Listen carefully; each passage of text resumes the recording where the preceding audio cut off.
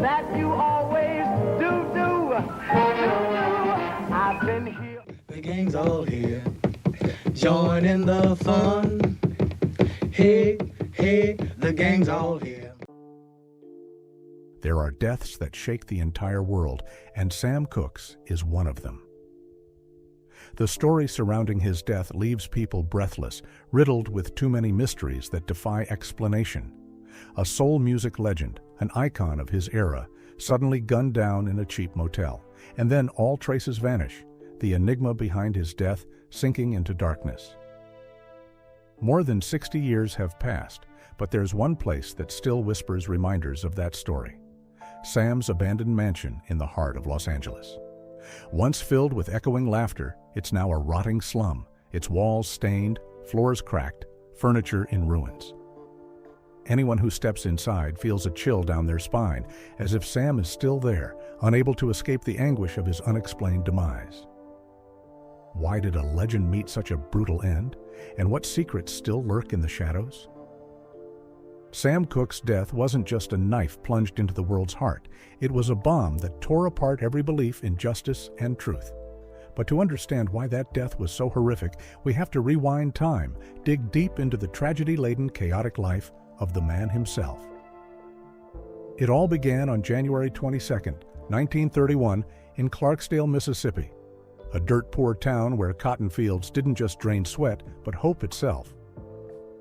Sam was the fifth of 8 kids in the Cooke family, growing up in a cramped house where his father, Charles Cooke, a harsh preacher, wielded a whip like it was supreme power. Charles wasn't the gentle dad type. His hands were calloused from labor and lashings, ready to beat his kids like livestock if they dared sing a note off-key in the family choir. In contrast, his mother, Annie Mae Carroll, was a rare ray of sunshine, her sweet voice the only balm for that stifling air.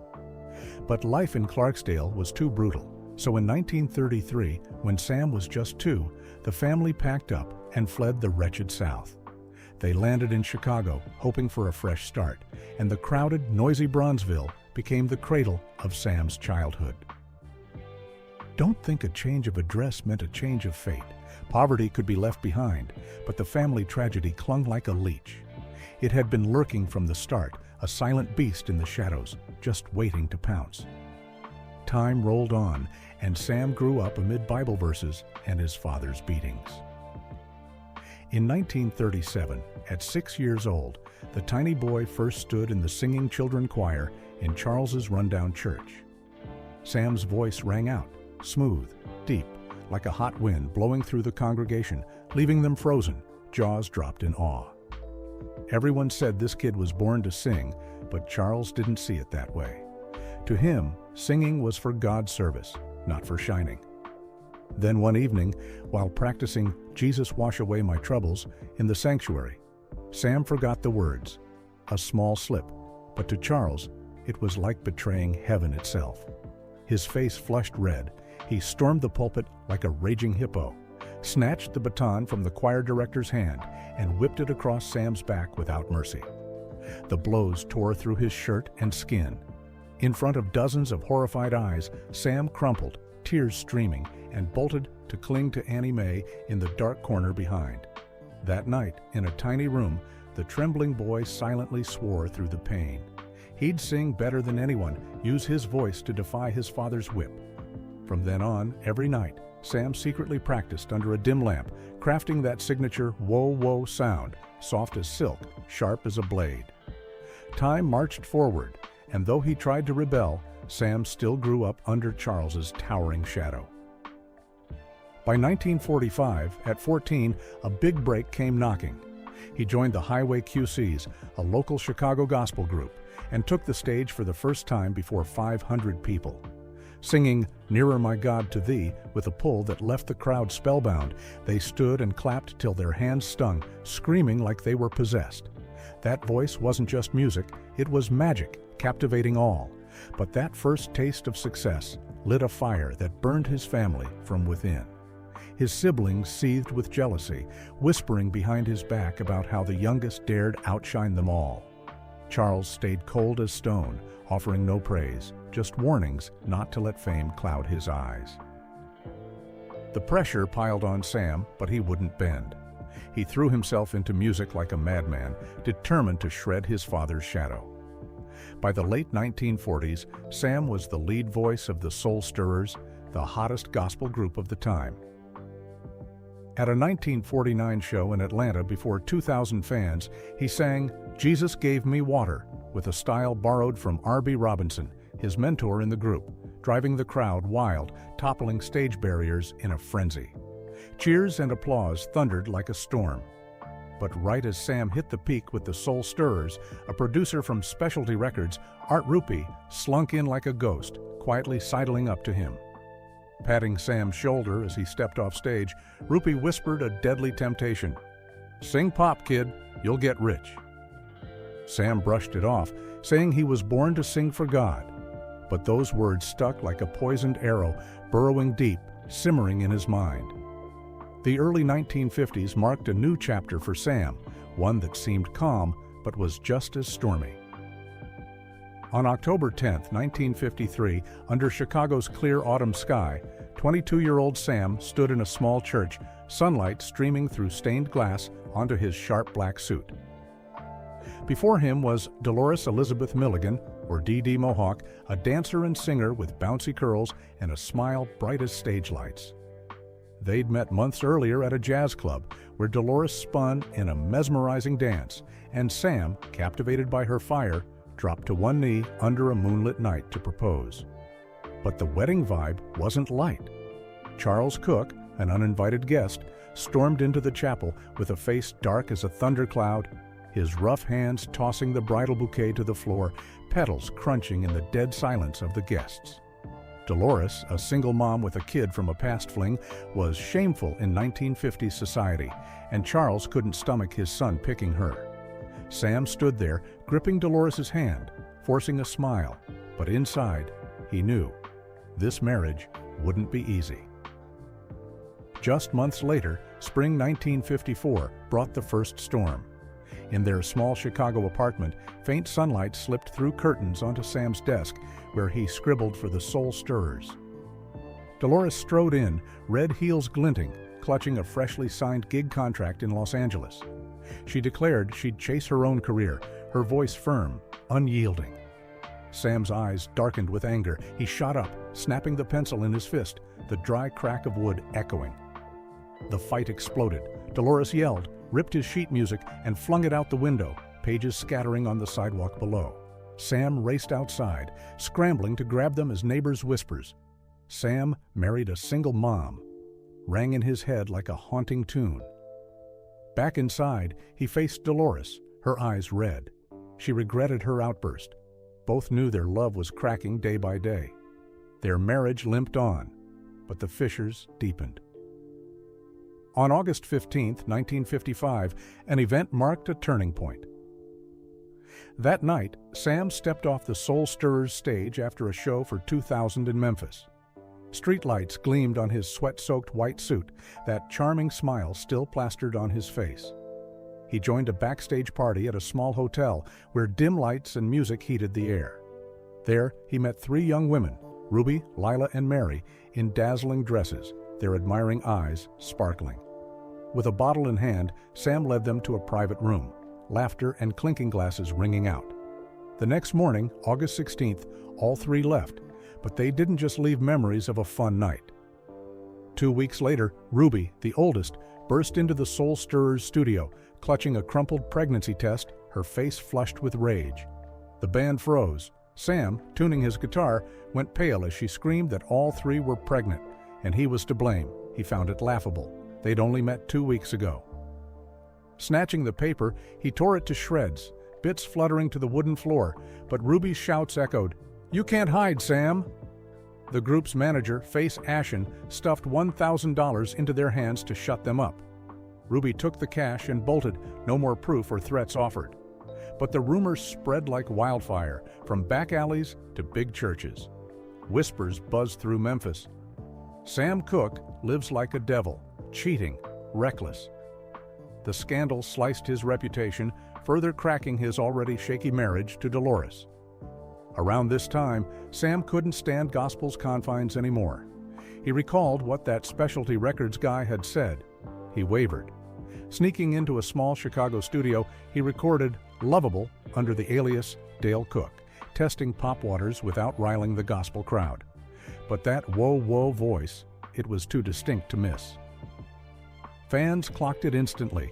Word raced through Chicago, hitting Charles like a thunderbolt. Hearing the news, Charles barged into Sam's place, Lovable record in hand, smashing it to bits before him, roaring that he'd sold his soul to the devil. Sam snapped, yelling back in fury that he wanted to live for himself, not just exist in his father's church. The clash erupted like a war, shouts ringing through the neighborhood. In the end, Charles kicked him out, hurling his suitcase into the pouring rain, leaving Sam on the street, eyes red, heart shattered. That September rain haunted Sam Cooke, but he didn't break. Clutching his suitcase, he walked off into the storm, bitter but blazing with resolve. He dove into a new path, carrying the name that once shook churches, now ready to shake America. From here, he wouldn't just sing, he'd make the world kneel at his feet. But who could have guessed the price of that rebellion would be a nightmare waiting in the wings? On November 7, 1958, under Memphis, Tennessee's golden autumn sky, he stepped onto a grand theater stage, spotlights glinting off his deep blue suit. You Send Me, his first pop single under his real name, had just dropped, selling over 1 million copies, catapulting his fame beyond gospel. The 2,000-strong crowd roared, but not everyone welcomed the shift. As his silky voice soared, tomatoes flew from the back rows, splattering the stage, red juice staining the wood. Shouts of "Traitor to God" rang out from gospel faithful who'd once seen him as holy. Sam stood still, hands trembling as he wiped tomato off his cheek, eyes darkening with hurt. Grabbing the mic from its stand, breath heaving, he shouted, "I sing for everybody, not just the church." But the crowd didn't quiet. Boos drowned him out, forcing him to cut the show short. He bolted backstage to a tiny dressing room, slumping with his head in his hands, coaching himself amid pounding heartbeats, stay the course he'd chosen. From that night, he was no longer just a gospel voice. He became a soul icon, ushering in a new era, but at the cost of fierce backlash from fans who'd once adored him. Kicked out of home, heckled and chased off by crowds, Sam clung to his marriage with Dolores. They rented a house, trying to rebuild their nest, but things only got worse. On a frigid winter night, December 20th, 1957, Sam trudged back from a long tour, suitcase still dusted with road grime, stepping into their Los Angeles home. Dim light from the living room spilled over Dolores, giggling with a young dancer, empty bottles rolling on the table. Sam didn't care who else was watching. He charged in like a tornado, smashing a bottle on the floor, glass shards flying like the wreckage of their love. Another fight flared, each with their own case. Dolores bristled at the suspicion. More than that, over the years, she'd heard plenty about Sam's affairs. She knew he'd had flings on the road during tours, but she'd forgiven him. Yet here he was, humiliating her over a misunderstanding. Tears streamed down her face as she grabbed her suitcase and stormed out that night, leaving Sam to collapse amid the mess, head in hands, breath shaking. They separated, then divorced on May 15, 1958, after 5 years of discord and distrust. Sam stayed mum to the public about the split, kept performing, kept writing, kept shining. Dolores hit the stage too, trying to erase him from her mind under the lights. But the cost of that breakup became a wound neither could heal. You've got to hand it to Sam. He was tough. Less than 6 months after the divorce, he found new happiness. Barbara Campbell had been his brother Charles L.C. Cooke's high school sweetheart and already knew the Cooke clan. After splitting with Dolores, Sam visited Chicago more, and at a random family gathering, he ran into Barbara again. In Chicago's warm, familiar air, Barbara, with her refined looks and fierce spirit, quickly caught his eye. Fresh off a broken marriage, he found in her a piece of home and a fresh spark. But personal tragedy wouldn't let him go. On November 15, 1958, under a torrential autumn rain, he sat in the backseat of a sleek black Cadillac, streetlights faintly piercing the water-streaked windows. He'd just rocked a show for 3,000 wild fans in St. Louis, You Send Me still echoing in his head. Next stop, Greenville, Mississippi, for the tour's next leg. Jimmy Tate, his driver and old Soul Stirrer's pal, gripped the wheel, face glowing under headlights. The car sped through the night, the narrow, slick highway, a black ribbon through dark woods. Sam, clutching sheet music, hummed a new tune under the car's faint light, then looked up as the speed surged. He shouted over the roaring rain, but his warning drowned as an oncoming truck swerved, slamming into them. Metal screamed like thunder, glass shattered everywhere, and the Cadillac flipped, skidding before crashing into an ancient tree. Sam jolted hard, head smashing the door, blood trickling from his forehead onto his coat, while Jimmy slumped lifeless in the driver's seat, neck snapped amid the wreckage. Two other bandmates wailed in agony, legs trapped in the seats, rain muffling their cries for help. Dazed, Sam crawled out through a broken window, trembling hands clawing wet gravel. He dragged Jimmy from the driver's seat, cradling his friend's body, tears mixing with blood and rain on his pale face. Other cars stopped, headlights piercing the horror. People scrambled to help in the freezing downpour. Cops and an ambulance rolled up 20 minutes later, rushing them to St. Louis's nearest hospital by dawn, November 16th.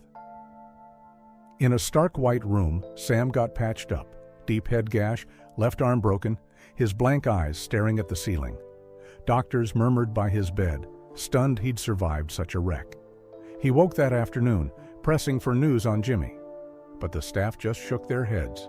No words were needed. The answer was clear. Sam stayed hospitalized 5 days, refusing visitors, breaths heavy with unspoken grief. The ache from that crash hadn't even faded when another blow struck. On March 15, 1959, a light spring rain fell over Los Angeles. Dolores, Sam's ex, drove Highway 101 after a gig, headlights dim in the misty blur. Her car skidded on the wet road, smashing into a pole, glass and metal shrieking over every sound. She died on impact, leaving her young kid an orphan again. Word hit Sam the next morning in a Chicago studio. Golden sunlight poured through the window, but his face drained white as he took the call. He dropped everything, racing outside, flying straight to L.A. By noon, March 16th, he reached the scene, just a charred wreck now. Sam stood silent, sweat soaking his coat, hands clutching his head as he sobbed amid distant traffic hum. At her funeral, March 20th, he showed up in a crumpled black suit, clutching white flowers, face gaunt like he'd lost his soul. Though divorced, he still cared. Before her coffin, Sam's red eyes lingered on Dolores one last time. He shelled out $1,000 for a lavish service, a choir singing "Jesus Gave Me Water" as a farewell echo. The crowd murmured, "They split. Why's he doing this?" No one knew he still held on to her. His lifestyle had just driven her away. Leaving the cemetery, Sam's face twisted in pain and regret. He knew he'd hurt her too much. You'd think that much loss was enough. Nope. Fate kept hounding Sam like a curse. Half a year after his ex's death, he pulled himself from grief's shadow and started anew with Barbara Campbell. But one fine evening, he got caught at an LA club. Under flickering neon, he stood on the dance floor, hands locked with two dancers in shimmering outfits, lips brushing one's cheek as a reporter's flash popped. Next morning, papers screamed, "Sam Cooke, from hymns to sin," across newsstands. Barbara couldn't take his wild ways. She stormed his hotel room that night, tossing his clothes out the door, crashes of furniture ringing amid her shouts. Sam sat mute on the bed, broken bottle rolling on the floor, eyes empty in the dark. He knew he'd messed up, but booze had clouded his judgment again. After months of reckless chaos, Sam Cooke thought he'd hit rock bottom. He didn't want to lose another woman he loved. So he patched things up with Barbara, hoping to build a real family from his past's ashes. But fate, like a ruthless predator, never let him rest. It bided its time, and on a summer afternoon in 1963, it struck a fatal blow. June 20th, 1963, brought scorching LA heat, the sun a blazing red orb in California's sky. Sam lounged by the pool at the fancy home his hit money bought, water lapping softly as his laughter rang through rare calm. Vincent, his 18-month-old son with Barbara, toddled on the lush grass, tiny feet wobbling under the harsh sun. Fresh off a long tour, Sam's eyes glowed with hope that this summer would warm their family. He stood, white shirt sweat-soaked, heading inside for a cold drink, leaving Vincent by the pool. Barbara, sprawled on a chair, remembered the soup simmering for dinner. She dashed in to check, fearing it had burned. Just a minute, she thought, no big deal. But when Sam returned, the glass slipped, shattering on the ground, the sound a prelude to a nightmare. He raced to the pool, eyes wide with terror as Vincent floated motionless in the shimmering blue, tiny hands still and deathly quiet. Sam dove in, clothes clinging wet, hauling the boy to shore, frantically pressing his chest. Water gushed out, but no breath, no cry. Barbara ran from the kitchen, collapsing beside him, hands clawing the grass, her scream ripping the afternoon's peace. Sam sobbed in agony, begging Vincent to wake. The ambulance arrived 15 minutes later, red lights flashing down the street, sirens wailing over Barbara's cries. Too late, Vincent was pronounced dead at 4 p.m., right in the pool Sam had proudly built for family joy. He stood frozen, tears mixing with pool water streaking his face like the world had crumbled beneath him. That night, sleep eluded them. They turned on each other, blaming, accusing, both racked with guilt. From then, Sam pulled away from Barbara. Warm hugs turned to cold stares, family dinners to lonely nights in an empty house as he vanished without a word. Barbara, grieving her son, tried to hold on to him, but Sam built an icy wall no one could breach. For 6 months, Sam's life sank into darkness. He quit recording, dodging contracts despite RCA's lawsuit threats, leaving unfinished songs silent in the studio. On rare nights home, he'd stand by the now-drained pool, his shadow on the dry stone under moonlight, eyes vacant, searching for Vincent's ghost. Barbara, in that cold house, knew Sam wasn't the man she'd loved anymore. On December 20th, 1963, she tracked him to a hotel hideout, clutching Vincent's photo, hoping to drag him back. But Sam, eyes bloodshot from booze and pain, snatched the picture and kicked her out, snarling she didn't deserve it. Barbara stood still, tears falling, then walked away in bitterness. Their marriage died then. No words could save it, just pain and an unfillable void. Around this time, another fire sparked in Sam, rage and resolve. He wanted to pour out his sorrow, choosing a bold, risky fight to bury his heartache. Early 1964, in a small LA room, dim yellow light fell on his pensive face. Beside him sat Malcolm X, Muhammad Ali, and Jim Brown. The air was thick post-family tragedy, but Malcolm's sharp gaze woke a new Sam. With their push, he swore off segregated gigs, a vow that rocked the music world and made him a civil rights icon. He meant it. On January 15, 1964, at RCA's LA studio, Sam sang "A Change Is Gonna Come" for the first time, his voice breaking with pain and hope under faint lights. The notes bled from his heart, each word a knife carving his loss and fury at injustice. Released that spring, it became the civil rights anthem, ringing from streets to protests, but it also lit a fuse targeting him. One May 1964 night in Memphis, Tennessee, Sam hit a 5,000-seat theater, stage lights blazing. But scanning the crowd, he saw black folks shoved to the balcony, far from the stage, while whites hogged VIP seats below. Backstage, he ripped the contract from his manager's hands, tearing it to bits like a war cry. Damn the fines! He walked out. Passing the VIP rows, he shot defiant glares at the racists. Hundreds of black fans followed, footsteps thundering, leaving organizers scrambling amid the remaining crowd's boos. That move punched the segregated entertainment industry square in the face, and Sam knew the cost wouldn't be cheap. From then, odd static crackled on his phone whenever he picked up, unmarked cars parked near his house at night, lights off. He knew he'd become a threat to the powers that be, but he never imagined death was stalking him, that his roaring voice for justice would soon fade into mystery. December 10, 1964, in Memphis, Sam took the stage again, lights hitting his tired but steely face. He didn't know it'd be his last night. Post-show, he flew back to LA, hands in his coat pockets, mind heavy with recent months. The plane touched down at LAX by 9 p.m., and instead of facing an empty home, he drove his sleek black Cadillac straight to Martoni's, an upscale LA joint, to find solace with friends. Warm golden light bathed his beaming face as he sat across from Al Schmidt, his close pal and producer, and Al's wife. A glossy black suit hugged his lean frame, pocket bulging with $5,000 cash from the latest gig, a fortune he carried like habit. Sam's laughter bounced between glasses of red wine, fingers tapping the wooden table to jazz from the speakers. Then his eyes drifted to Martoni's bar, landing on Elisa Boyer, 22, in a tight red dress, dark hair gleaming under dim light. She tilted her head, smiling slyly, eyes glinting like an invitation. Sam, with that heart-melting grin, stood right up. He strolled over, a few flirty lines cutting through the music, and soon they left together. The black Cadillac rolled into LA's night, streetlights faintly brushing Sam's face as he drove, right hand on the wheel, left resting on Boyer's thigh.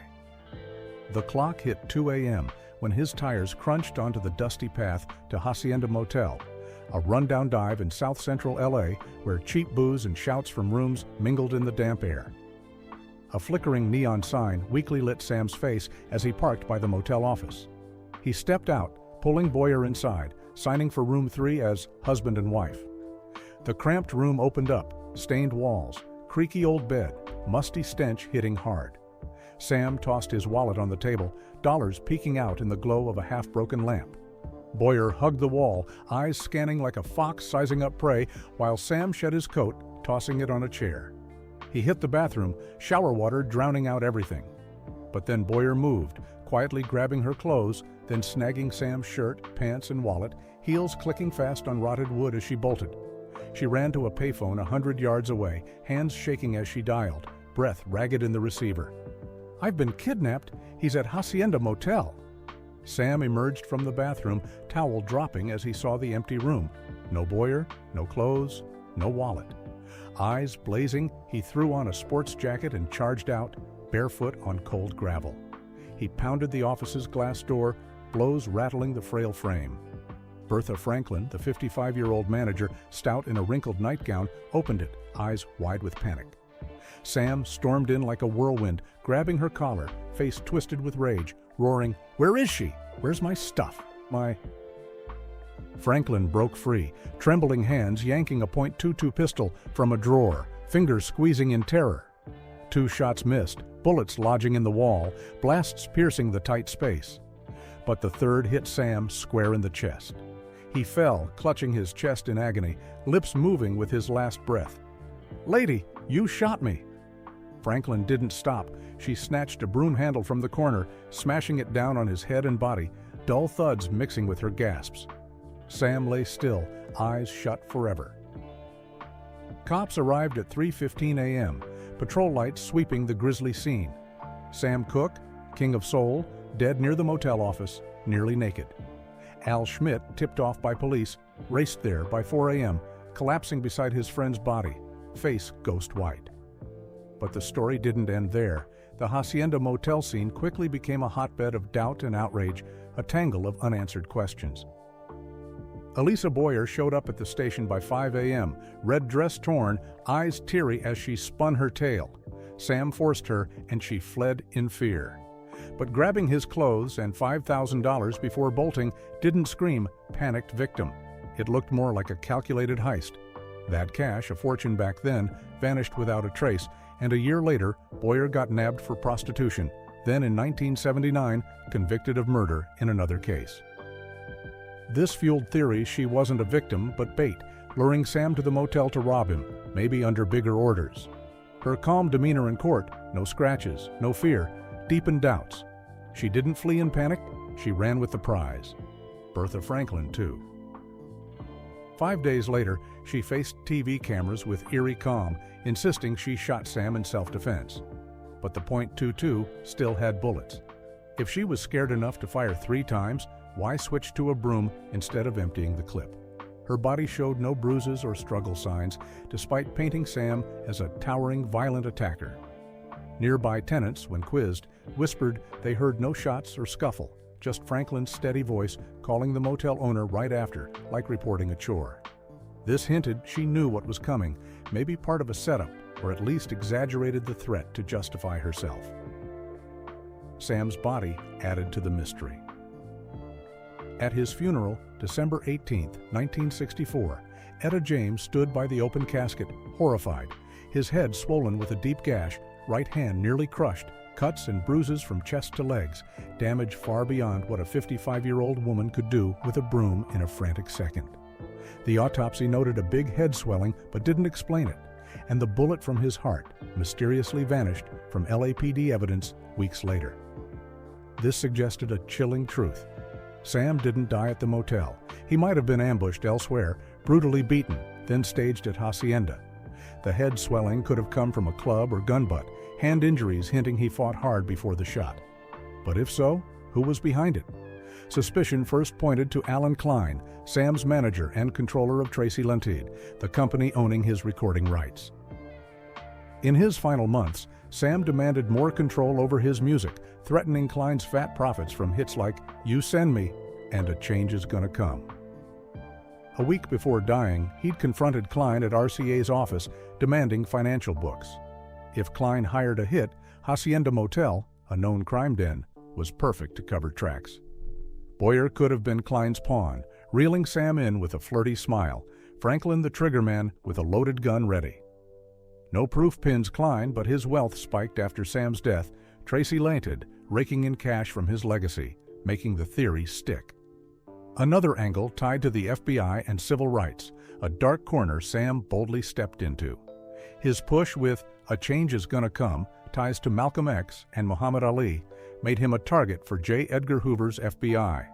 Sam's surveillance file ran hundreds of pages, tracking every activist meetup, every onstage shout against injustice. A black LAPD officer, Norman Edelin, later told pals he'd overheard colleagues mention orders from above about Sam, possibly an FBI directive to silence a voice stirring America. The FBI might have teamed with local cops or a hired hand to stage Hacienda, framing Sam's death as a personal spat to mask political motives. Tellingly, an anonymous call hours before Martoni's, warning he'd gone too far, could have been the FBI's final threat. Hacienda, just the last act of a scripted plan. Too many red flags, but LAPD shut the case in 2 days, calling it justifiable homicide without digging deeper, like a black star's death wasn't worth their time. Crime scene photos showing unexplained cuts and bruises on Sam got shelved unexamined. Muhammad Ali and Norman Edelin fumed for Sam, blasting the press that police apathy reeked of racism. A black singer, no matter how big, was just a number to them. Sam's wrongful death left an unending ache in his friends and fans. But his wife, Barbara, didn't grieve like that. Just 77 days after he died, she stood in a small LA church, hand in hand with Bobby Womack, Sam's best friend and backup singer, swearing vows before 50 guests. Bobby, in the glossy black suit Sam wore at his last show, drove Sam's Cadillac to the wedding like a brazen middle finger to the world. Sure, Barbara had a right to move on. But the Cooke family and public glared at her with scorn, as if she'd stabbed Sam's heart again beneath his fresh grave. The public didn't let it slide. On February 25, 1965, Bobby hit the Apollo Theater in Harlem, where 3,000 once hailed Sam as a saint. As he stepped on stage, the crowd roared in fury, hurling bottles with shouts of "Wife stealer, get out!" Bobby, hands shaking on the mic, tried "Looking for a Love," but a beer bottle nailed his shoulder, forcing him backstage to dodge the chaos. Fans saw Bobby as a traitor, and his gigs turned violent from then on. Meanwhile, Sam's death sparked a legal mess. He died without a clear will, and his estate, worth about $2 million in 1964, roughly $20 to $25 million today with inflation, became a battleground. Barbara took charge of it, including music rights, SAR Records shares, and the Crenshaw House, but many suspected Alan Klein pulled her strings. The Cooke family, especially Charles, accused her of rushing to remarry to hide plans to sell Sam's legacy cheap. And sure enough, in 1965, Barbara sold the Crenshaw House for a measly $40,000, way below the $75,000 Sam paid. By 1968, Klein bought most of Sam's music rights from her for $350,000, a sum dubbed lowball for hits like "You Send Me" and "A Change Is Gonna Come." The Cooke family lost control of his musical legacy, and kin believed Barbara got played by Klein, turned into a puppet by the guy who'd vowed to protect Sam. Barbara's life didn't calm down either. In 1970, she caught Bobby kissing her and Sam's 18-year-old daughter, Linda, in a steamy embrace. Barbara's face went white with betrayal. The marriage imploded on the spot, and the public, already mad about the 1965 wedding, now jeered. They deserve each other, traitor and cheater. After all that turmoil, the Crenshaw house, once Sam's dream symbol, fell to ruin, peeling white paint, broken windows, a rotting piano on the second floor playing phantom whoa-whoa notes in the breeze. Barbara returned there once in 1970, post-Bobby divorce. She sank before the piano, drowning in regret. The abandoned house still stands today, a living tomb, watching Sam's legacy fade amid endless tragedies.